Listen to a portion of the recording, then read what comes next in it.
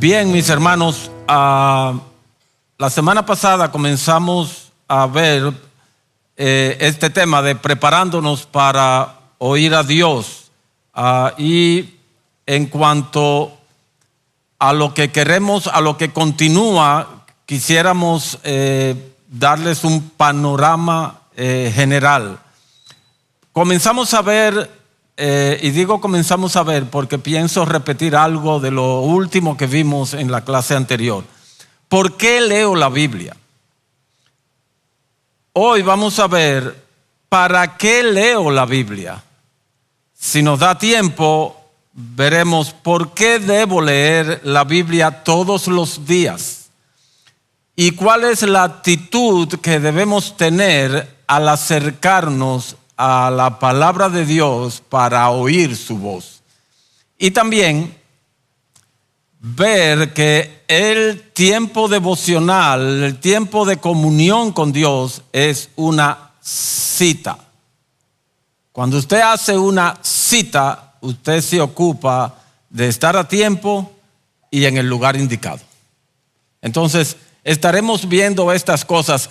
Esto es importante porque si tenemos una concepción equivocada de por qué leo la Biblia, para qué leo la Biblia, por qué tengo que leerla todos los días, entonces pudiéramos estar leyendo por razones equivocadas y eso pudiera llevarnos a la monotonía y al hastío por la palabra de Dios, lo cual ni es un buen síntoma ni es algo bueno.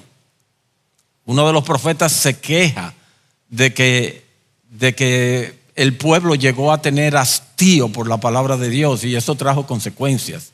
Así que vamos a ver nuevamente por qué leo la Biblia. Recuerden que la vez pasada concluimos que yo leo la Biblia porque amo a Dios.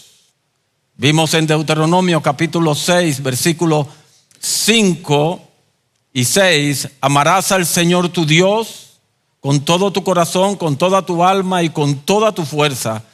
Y estas palabras que yo te mando hoy estarán o permanecerán sobre tu corazón. La palabra de Dios está por encima. Cuando nosotros preguntamos ¿por qué leo la Biblia? Yo les decía la vez pasada que pudiéramos dar tantas definiciones o respuestas como personas hay en este lugar. Sin embargo, vimos que hay en lo que es mi consideración personal, hay una razón que está por encima de cualquier otra. Sobrepasa cualquier otra que cualquiera de ustedes pudiera ofrecer.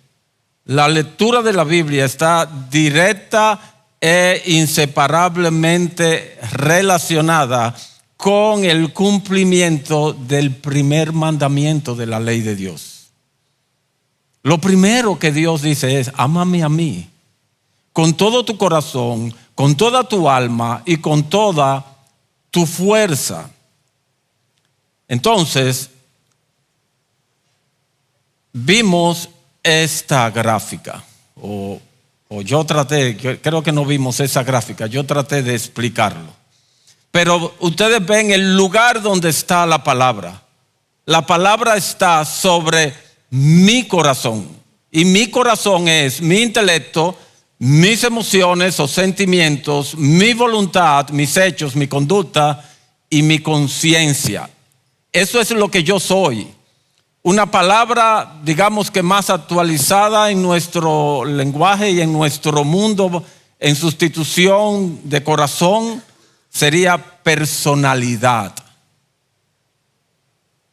La palabra está sobre mi personalidad.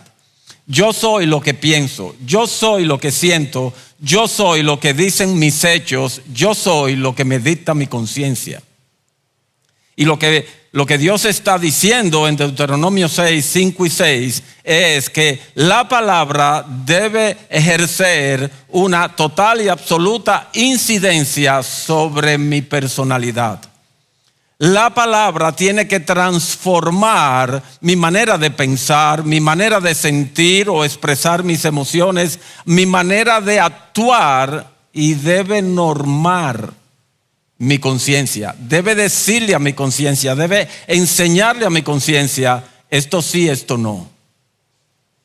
Esto sí, esto no. ¿Ven?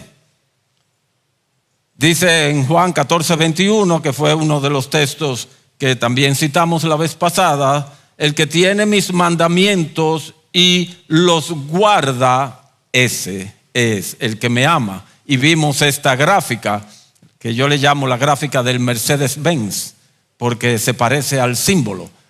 Tener los mandamientos es leer la palabra, guardar los mandamientos es obedecer la palabra, y ese es el termómetro que me va a indicar a mí si verdaderamente yo amo a Dios. El que ama a Dios, ama su palabra. Dice Spurgeon, si no amamos la Biblia, ciertamente no amamos al Dios que nos la dio. Pero si amamos a Dios, ningún otro libro en el mundo entero será comparable en nuestra mente.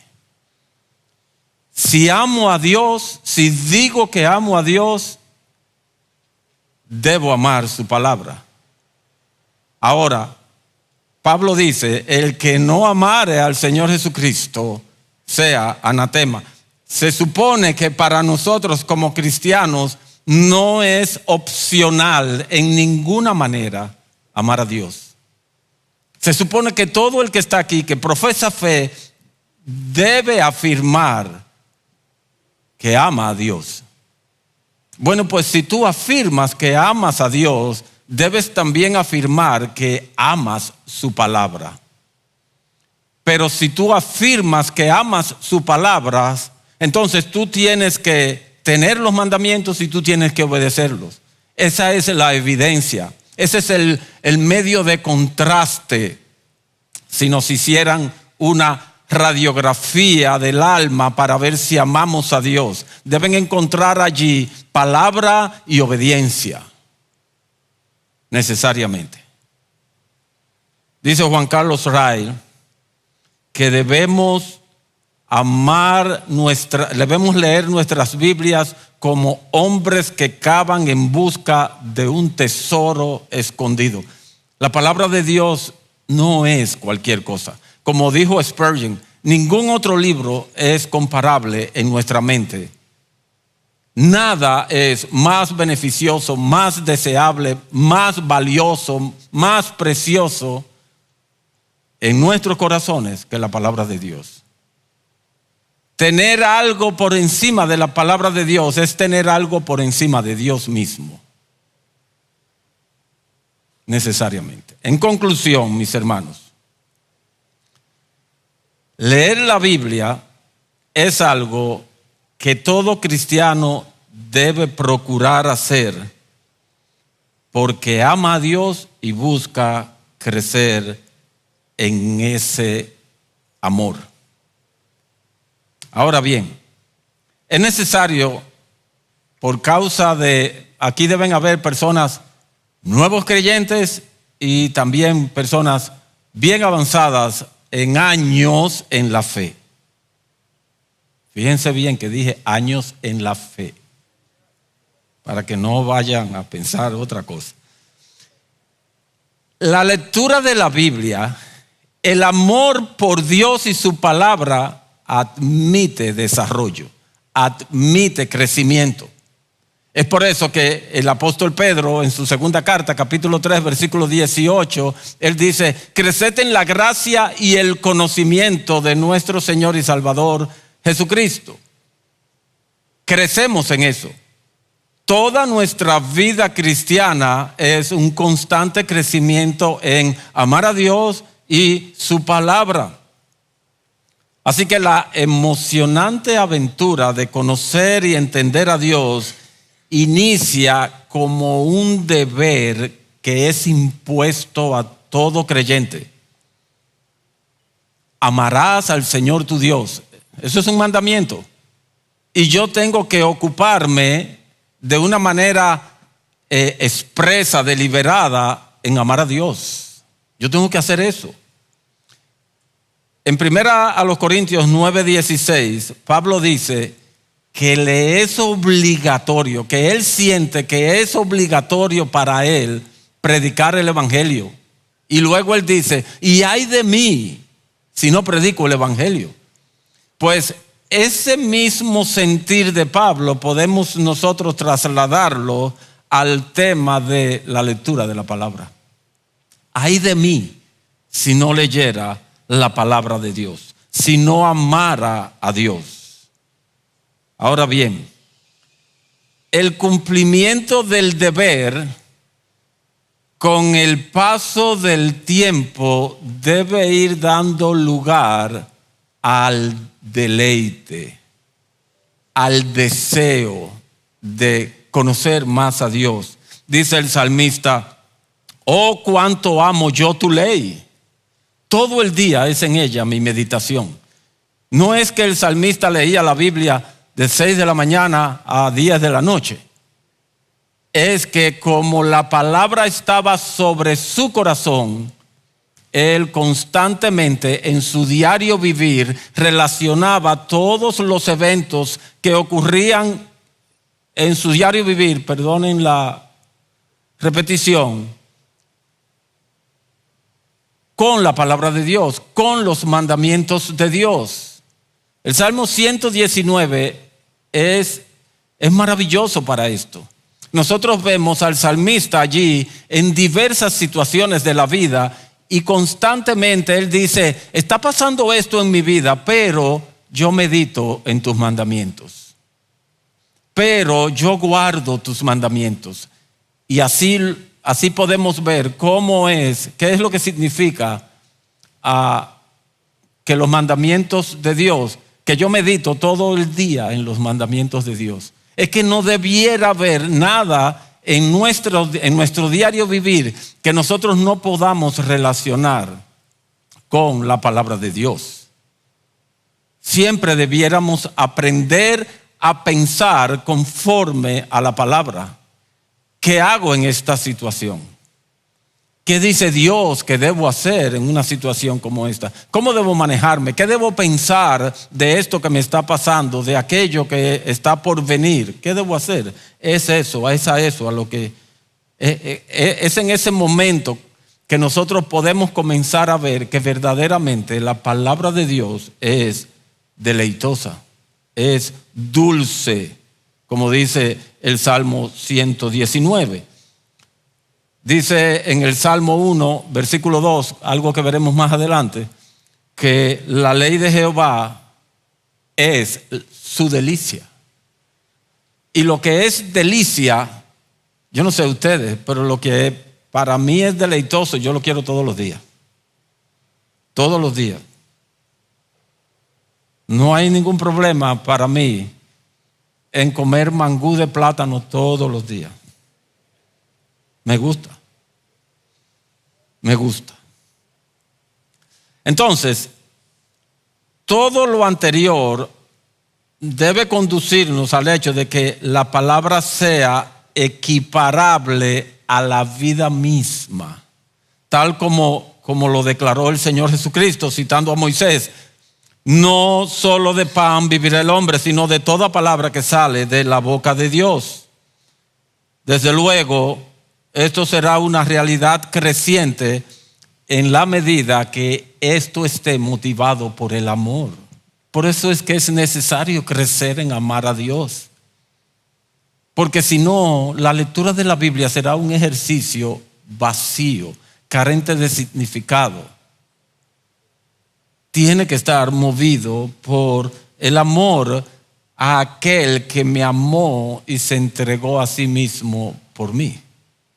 Como dice Pablo en Gálatas 2:20. La lectura de la Biblia, en la medida en que nosotros insistamos en ello, cumpliendo el mandamiento de Dios de amarle, se tornará en algo deleitoso.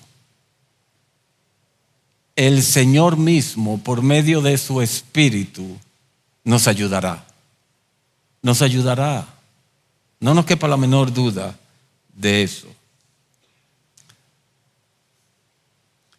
Bien, veamos ahora, ¿para qué leo la Biblia? Si yo les preguntara, ¿para qué ustedes leen la Biblia? Igual que en la pregunta anterior, ustedes me van a dar muchísimas razones de por qué leen la Biblia, incluso razones bíblicas. Pero noten que no es lo mismo por qué leo la Biblia y para qué leo la Biblia. ¿Por qué leo la Biblia? Me lleva a la razón por la cual la leo. ¿Para qué leo la Biblia? Me da el propósito por el cual yo leo la Biblia. El propósito. Dice en Jeremías 9, 23 y 24. Lo resumí para que me cupiera en una sola diapositiva. Así dice el Señor: no se gloríe el sabio de su sabiduría, ni el poderoso de su poder, ni el rico de su riqueza, mas el que se gloríe, gloríese de esto, de que me entiende y me conoce. El Señor no le gustan las personas que se glorían. Él ve de lejos al altivo. Alguien que se gloría por lo regular es altivo. Pero sin embargo, Él nos está invitando a que nos gloriemos. Y Él dice: gloríate. Si tú te quieres gloriar de algo, si tú te quieres enorgullecer de algo, enorgullécete de que tú me entiendes y de que me conoces. Porque si me entiendes y me conoces, serás humilde. Serás conforme a mi corazón. ¿Lo ven? Entonces, nosotros pudiéramos encontrar en la Escritura muchas causas por las cuales leer la Biblia, tener diversos propósitos, pero para mí este es el máximo propósito: entender y conocer a Dios. No hay otra cosa mayor que esa. Dice el Señor Jesucristo: y esta es la vida eterna. ¿Qué? Que te conozcan a ti. El Señor equipara la vida eterna con el conocimiento de Dios. Y de paso nos dice que estaremos conociendo a Dios por toda la eternidad. Que te conozcan a ti, el único Dios verdadero. Esa es la vida eterna. Entonces, toda lectura o estudio bíblico o clase de escuela dominical o sermón de la palabra de Dios tiene que tener por objetivo conocer y entender a Dios. Si tú abres tu Biblia y lee y tú no conoces nada, o sea, tú no creces en el conocimiento de Dios, estás leyendo tu Biblia como cualquier otro libro. Porque la Biblia tiene como objeto que conozcamos a Dios. Recuerden que yo les dije hace un par de clases atrás, o la clase pasada, ya mi memoria es así, que Dios no tenía la obligación de revelarse, pero lo hizo. No tenía la obligación, el deber de dejarnos su voluntad escrita, pero lo hizo. Y tampoco tenía el deber, la obligación de enviar su Espíritu a morar en nuestros corazones para que nosotros entendiéramos su palabra, pero lo hizo. ¿Por qué? Porque Él es un Dios que quiere, que demanda ser conocido y entendido. Entonces, todo lo que nosotros hagamos que tenga que ver con su palabra, tiene que tener como propósito conocerle y entenderle. Si nosotros venimos aquí y oímos la palabra de Dios predicada, y el miércoles El pastor Lester en la dirección del culto dice, ¿cuál fue la idea principal del sermón? Y nosotros comenzamos a mirar el techo y a rascarnos el pelo, los que tienen. Y no hay ni una sola idea ni remota que acuda a nuestra mente de cuál fue la idea central del sermón. Es como si no hubiésemos venido a la iglesia ese día. Es como si no hubiésemos aprendido y conocido nada de Dios en ese momento. Como predicador, yo debo esforzarme en que ustedes se vayan con una idea clara de qué es lo que Dios está diciendo en su palabra. En ocasiones nosotros enfatizamos algo y decimos, si ustedes se quedan con esta declaración, yo me doy por satisfecho. A veces hacemos eso.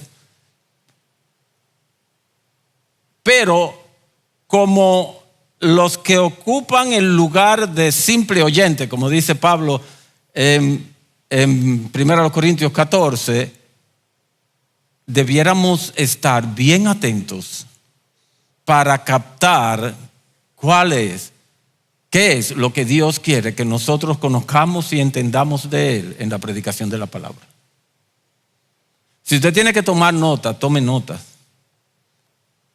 Si no le gusta tomar nota, preste la mayor atención posible, porque de eso es que se trata. Todo lo que tiene que ver con la palabra de Dios, yo tengo que entender y conocer a Dios.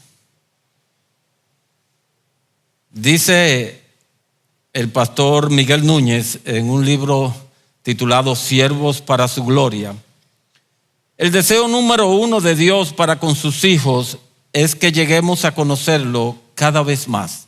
El deseo número 1, dice él, de Dios para con nosotros es que lleguemos a conocerlo cada vez más. Esa es la mejor manera de garantizar que el carácter de Cristo se forme en nosotros. Es además la mejor forma de vivir la vida de plenitud que Cristo compró para sus redimidos. Entonces, mis hermanos, siempre que me acerco a la Biblia, yo espero oír la voz de Dios hablándome de manera particular a través de su palabra. Siempre tengo la expectativa de encontrarme con Cristo. Ustedes recuerdan lo que Él le dijo a los discípulos en Lucas 24, 44 y 45. Él les dijo en simples palabras: toda la Biblia habla de mí. Por ende, en cualquier parte de la Biblia que yo esté leyendo, puedo encontrarme con Jesús. Puedo encontrarle a Él ahí. Entonces yo vengo a la Escritura, no importa si estoy leyendo lo que esté leyendo, el Salmo 23 o cualquiera de los profetas menores, yo leo con la expectativa de encontrarme con Jesús. Y yo siempre tengo el anhelo profundo de que el Espíritu Santo me muestre alguna joya de su palabra. Una joya de la palabra que Él mismo inspiró. Hay un mensaje o enseñanza de Dios encerrada en cada libro, cada capítulo, cada versículo de su palabra. Hay un mensaje para mí, hay un mensaje para ti, hay un mensaje para todo el que se acerca. No importa cuán deleitoso sea para ti la porción que tú estás leyendo. Dios puede y se revela, más bien, Dios se revela en cada una de las partes de su palabra. Lo de árido o no, eso es un criterio nuestro, no es un criterio de Dios. Para Él, toda la Escritura es inspirada por Él y útil. Nosotros somos los que tenemos calificativos. no me gusta esto, no me gusta tanto este libro o no me gusta tanto esta porción. Ahora disfruto esta. No, Pablo a los efesios, él no escatimó enseñarles todo el consejo de Dios. Si Dios es bueno, todo lo que sale de él tiene esa característica. Bueno, pues él inspiró desde Génesis 1:1 hasta Apocalipsis 22:21. Todo lo que hay entre esos dos límites es bueno y delicioso para nosotros. Si hay una parte que a ti no te resulta tan, ora al Señor, pídele perdón y dile, ayúdame a encontrar lo dulce, lo bueno y deleitoso que hay aquí. Ora. Ora antes, durante y después de leer la palabra.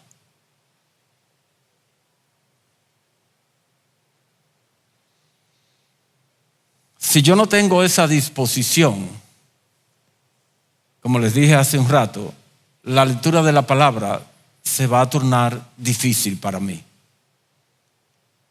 Cualquier cosa va a ser una poderosa excusa para que ese día o yo lea menos o no lea.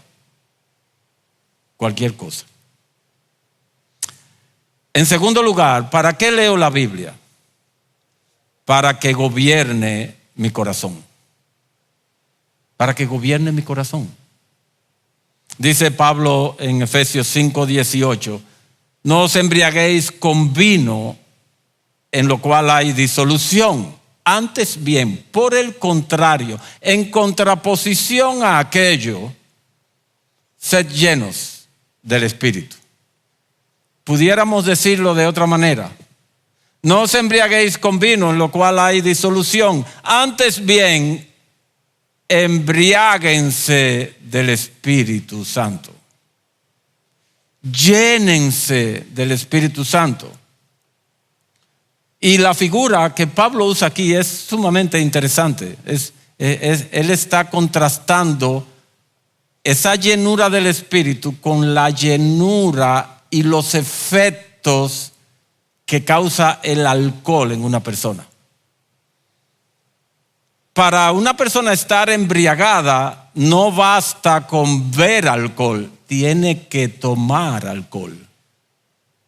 Y tiene que tomar lo suficiente como para que todo su sistema, todo su corazón, toda su personalidad se vea afectada. Cuando una persona está embriagada, su intelecto es afectado, su mente es afectada.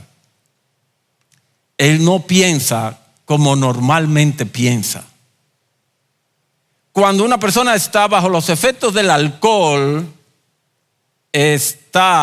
no reacciona, sus sentimientos no son como habitualmente son. De hecho, el alcohol despierta en la mayoría de las personas embriagadas bajas pasiones.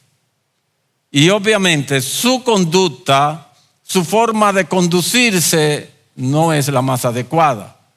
Él está bajo los efectos del alcohol. ¿Y qué pasa con la conciencia de un borracho? Se inhibe. Deja de dar su voz de alerta. No, mira, no hagas eso. Eso es bochornoso. Eso no se va a ver bien. Te va a dar vergüenza mañana. La conciencia no dice nada. La conciencia es la primera que se afecta por los efectos del alcohol. Ella se va a dormir. Mírenlo ahí. Embriagado con vino, todo mi corazón está bajo los efectos del alcohol. Los efectos del alcohol están por encima de mi corazón. ¿Y qué es lo que debe estar por encima de mi corazón? La palabra. Eso no fue lo que vimos hace un ratito, esa misma gráfica, pero decía la palabra. Cuando el Espíritu Santo a través de su palabra llena mi corazón, entonces mi mente está llena de la palabra, No me es difícil relacionar los eventos de mi día a día con la palabra.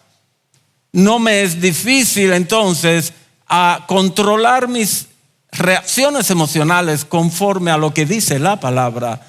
Y no se me hace tan difícil controlar o gobernar mi conducta por lo que dice la palabra. Y obviamente que mi conciencia va a estar bien sensible a la palabra.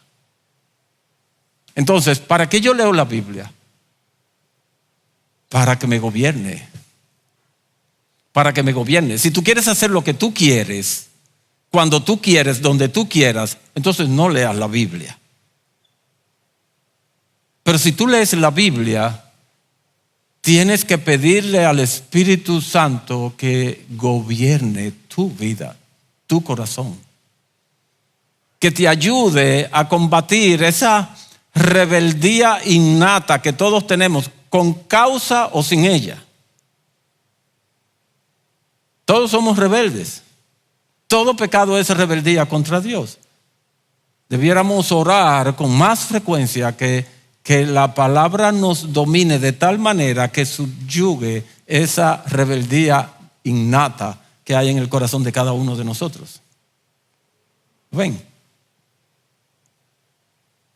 ¿Para qué leo la Biblia entonces? Para embriagarme de Dios. Pablo lo dice de otra manera en Colosenses 3:16. La palabra de Cristo more en abundancia. ¿Por qué es que tiene que ser en abundancia para que me embriague? Pregúntenle a un borracho, si usted nunca ha tenido experiencia de embriaguez, ojalá nunca la haya tenido, pero pregúntenle a un borracho, antes de estar borracho, si con un solo traguito él se ajuma. Te va a decir, no, yo soy un tipo que aguanta. A mí hay que darme de 3 litros para allá para yo comenzar a ponerme contento. Pues así es que debiera ser con la palabra. Cada día un trago, otro trago, otro trago, otro trago, hasta que la palabra de Cristo more en abundancia en nosotros. Hasta que nos llene por completo. Hasta que lleguemos a estar en el mundo de la embriaguez, las personas llegan a estar alcoholizadas. Y ahí sí, una persona ya alcoholizada, con un par de tragos ya está borracho. Pues nosotros debiéramos llegar a ese estado, que con 3 versículos ya la Biblia comience a brotar por todos lados en nuestras vidas, que sea una fuente inagotable, que controle no solamente nuestro ser interior, sino lo que hacemos hacia el exterior. ¿Para qué leo la Biblia? Comenzamos a ver algo de esto hace un rato. Hablamos de que comienza como un deber, pero debe terminar en deleite. Entonces, yo leo la Biblia cada día porque yo tengo el anhelo de que su palabra llegue a ser mi deleite. Mi deleite. Dice Salmo 1: cuán bienaventurado es el hombre que no anda en el consejo de los impíos, ni se detiene en el camino de los pecadores, ni se sienta en la silla de los escarnecedores. Yo no sé si ustedes alguna vez se han preguntado, ¿y cómo hace eso? ¿Cómo alguien puede ser bienaventurado de tal manera o como consecuencia de nunca haber andado en el consejo de los impíos, ni se detuvo en el camino de los pecadores, ni se juntó con burladores?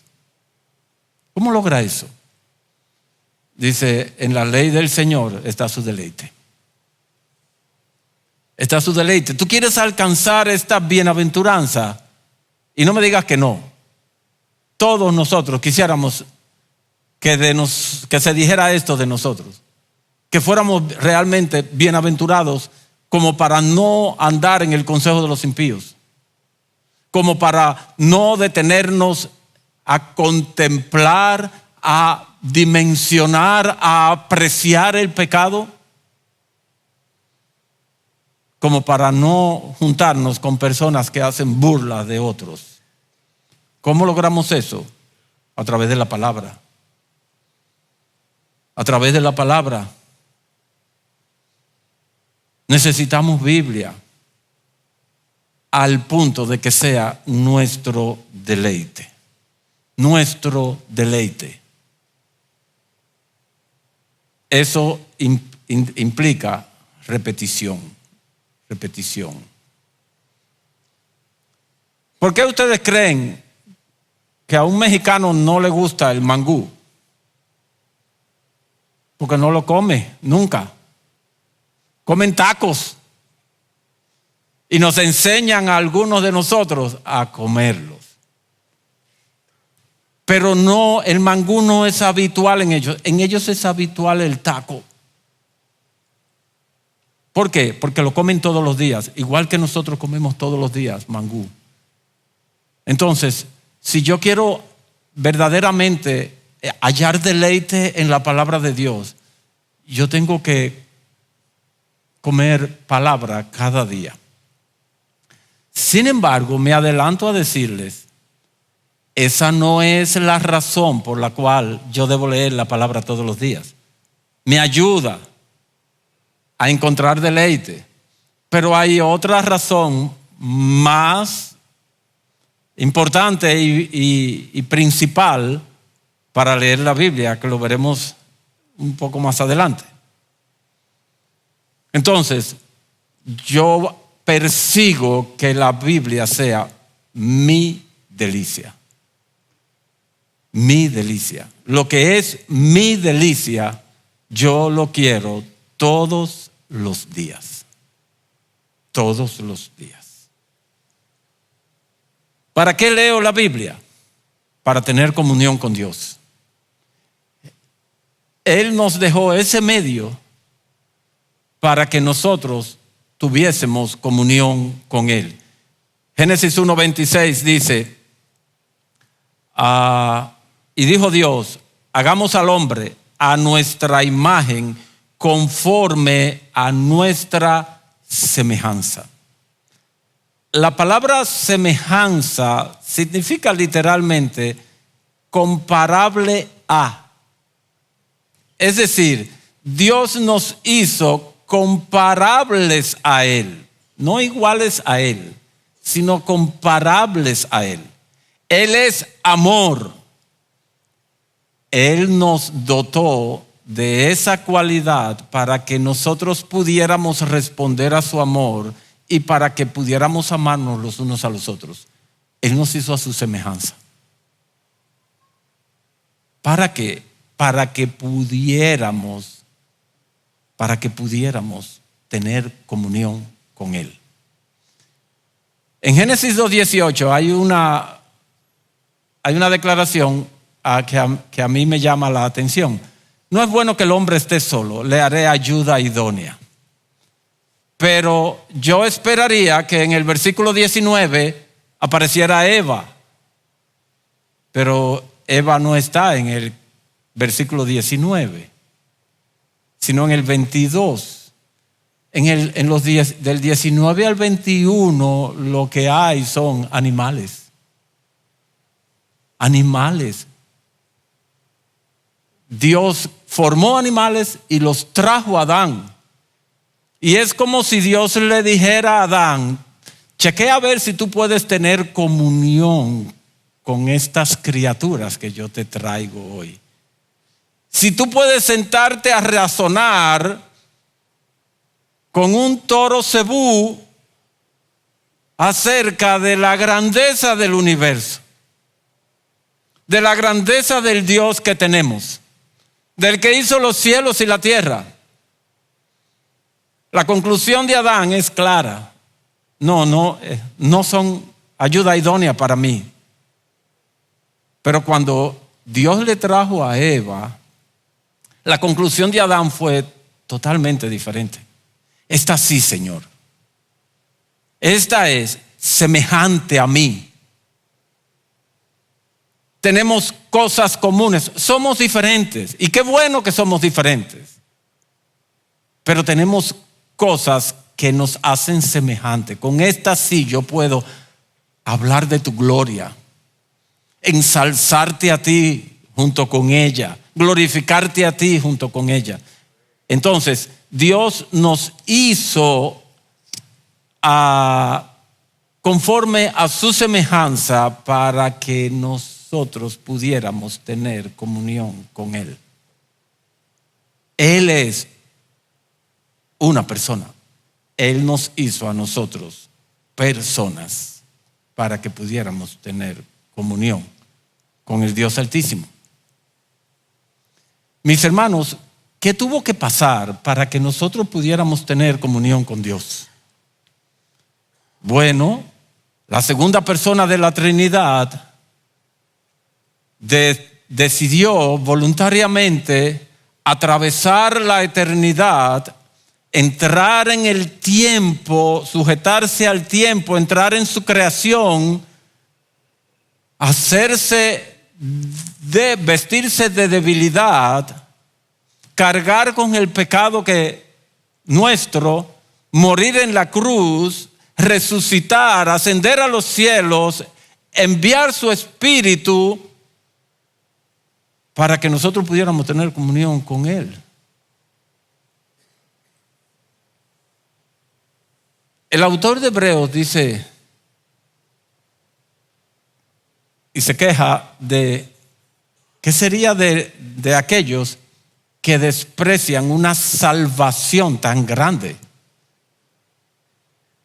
Bueno, lo que pasa es que uno de los resultados de esa salvación tan grande es una gran comunión con Dios. Entonces, si yo desecho la palabra de Dios, si yo no la valoro como debo, le estoy diciendo al Señor, no me interesa la comunión contigo. Si yo no me ocupo en conocer y entender a Dios, si yo no me ocupo en amarle cada día más por el ejercicio continuo de tener comunión con Él, le estoy diciendo, no me interesa. Gracias por todo lo que tú hiciste, pero yo no te lo pedí. Eso tú lo hiciste porque tú quisiste. Eso es lo que le estamos diciendo a Dios.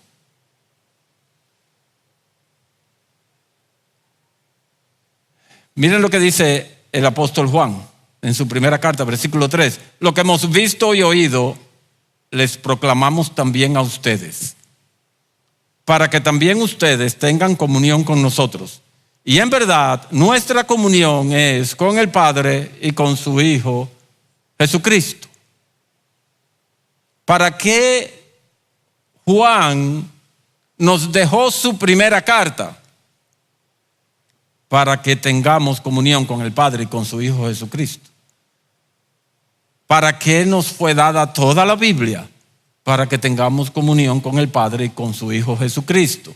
Y obviamente nosotros sabemos el rol que juega el Espíritu Santo para que nosotros podamos conocer y entender a Dios. Si Él no ilumina, si Él no despierta nuestros sentidos, no vamos a conocerle ni a entenderle. Obviamente yo no puedo culpar al Espíritu Santo y decirle, bueno, lo que pasa es que el Espíritu Santo no me ha iluminado todavía. Pídeselo. Si tú entiendes que tienes poca luz, pídeselo a Él. Él tiene un dimmer, Él te va a subir el voltaje para que tú puedas conocer y entender a Dios. ¿Para qué leo la Biblia?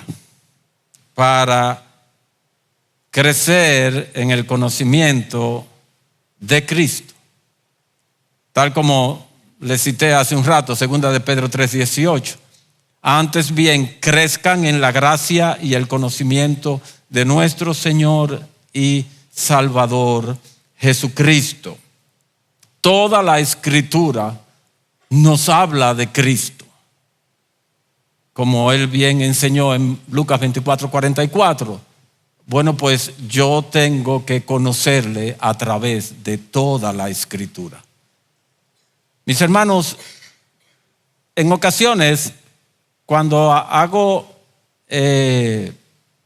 reuniones de supervisión pastoral, pregunto, ¿cómo tú lees la Biblia?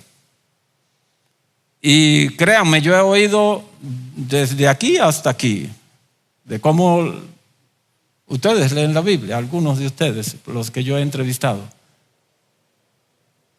Cuando alguien me dice que lee la Escritura por porciones, es decir, hoy lee Mateo, pero mañana está leyendo Primero de Reyes. Yo tengo una bolsita con un documento que yo corté en trocitos y yo se lo pongo todos esos trocitos en el escritorio y le digo, toma uno. Entonces él toma uno. Yo le digo, lee lo que dice ahí. Y obviamente son frases, palabras más bien cortadas. Entonces ellos leen antes, nuestro, Jesucristo. Y yo le digo, dime el mensaje. Y dice, no hay mensaje porque lo que hay son 3 palabras inteligibles y algunas están cortadas. Digo, bueno, pues esa es la manera en que tú lees la Biblia.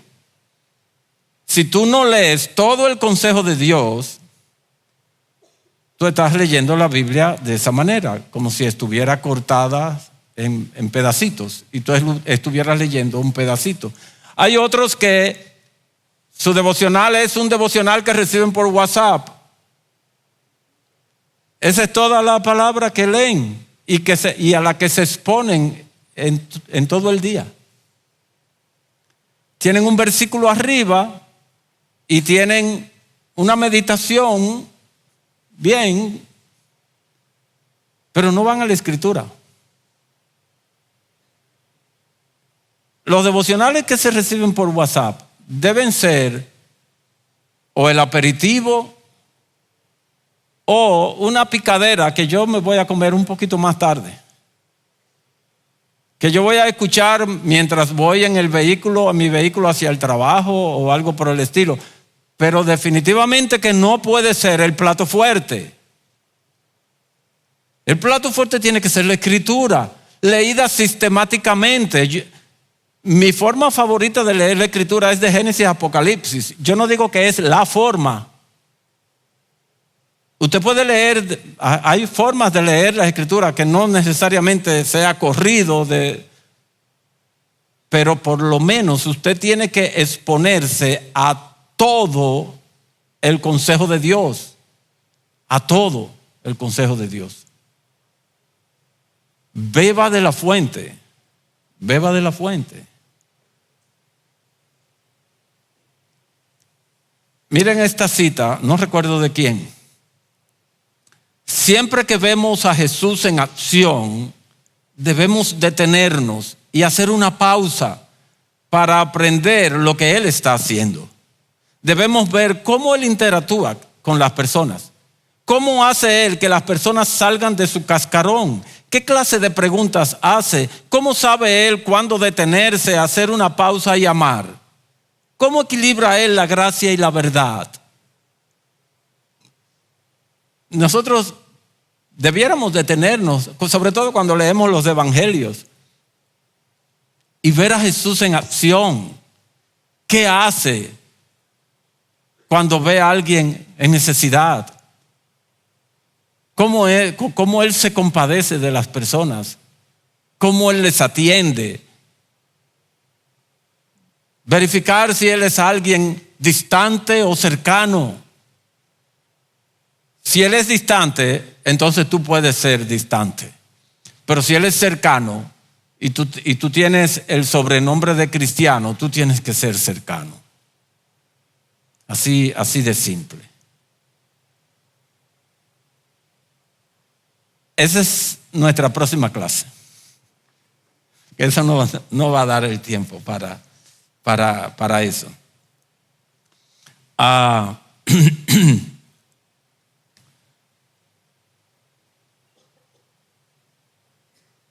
Recuerden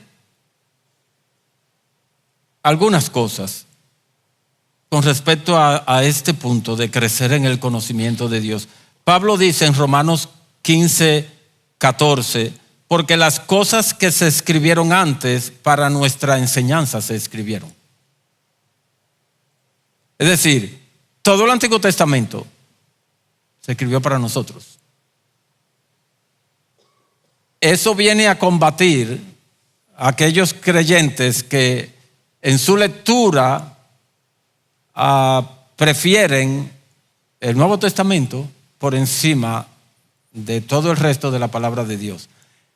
Sus partes favoritas del Antiguo Testamento son Salmos y Proverbios. Y todo el resto, para cuando yo tenga tiempo. No, dice Pablo, todo lo que se escribió antes para nosotros se escribió. Y a los corintios, él les dice, y estas cosas les acontecieron como ejemplo y están escritas para amonestarnos a nosotros, a quienes han alcanzado los fines de los siglos. Todo lo que le pasó a Israel, tanto en el Éxodo como en la tierra prometida, se escribió para nosotros, para amonestarnos a nosotros, los que hemos alcanzado el fin de los siglos. Así que cuando leamos la palabra de Dios, procuremos ver a Jesús y aprender de Él.